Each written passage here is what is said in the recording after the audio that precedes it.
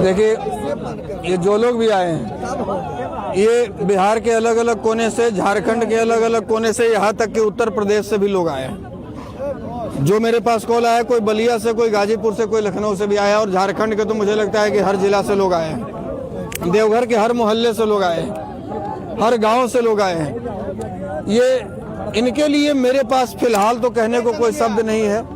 मेरे इस विकट परिस्थिति में, मेरे इस दुख की घड़ी में, जिस प्रकार से इन्होंने हमारी गैर हाजिरी में, गैर मौजूदगी में, अभी 2 दिन पहले हजारों की संख्या में कैंडल मार्च निकाला, हमारे भाई को न्याय दिलाने की मांग की, और आज प्रशासन के लाख धमकाने के बाद, डराने के बाद, लाठी लेकर खदेड़ने के बाद, माइक से धमकाने के बाद, लोगों को उठाकर थाने में बंद करने के बाद भी ये जो इतनी संख्या में लोग यहाँ पे डटे हुए हैं, हम हृदय से आभार प्रकट करते हैं। और देवघर झारखंड ने हमें अपना कर्जदार बना दिया है।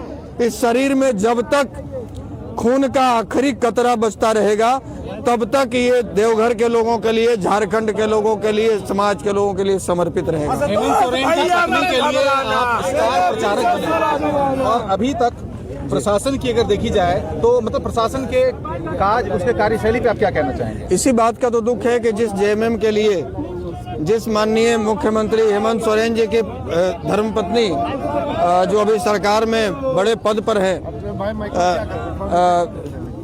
माननीय कल्पना सोरेन जी के प्रचार में गांडे विधानसभा में 7 दिन का हमने समय दिया।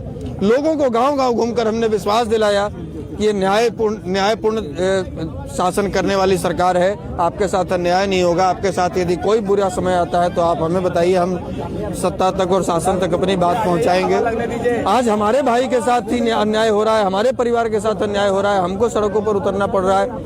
अब बताइए कि झारखंड की जनता को हम किस मुंह से कह सकते हैं कि ये न्यायपूर्ण सरकार है और न्यायपूर्ण कार्य करती है, न्याय संगत कार्य करती है।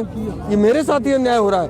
अब भी हम ये नहीं कहते कि प्रशासन सबका हाथ पकड़ के काम करेगी, या सत्ता में बैठे लोग यहाँ की टोटल आबादी का हाथ पकड़ कर काम करवा सकते हैं। ठीक है, हत्याएं सब जगह होती हैं, लेकिन न्याय मिलने में देरी हो रही है, और देर से न्याय मिलना भी एक प्रकार का अन्याय होता है। तो हमारे भाई के हत्या के 14 दिन बीत जाने के बाद भी अब तक न्याय न मिलना, ये मेरे साथ अन्याय हो रहा है, हमारे परिवार के साथ अन्याय हो रहा है। और ये अन्याय जब बर्दाश्त से बाहर हुआ है तो आज हम देवघर के टावर चौक पर सड़कों पर बैठे हुए हैं। कब तक लड़ाई लड़िएगा?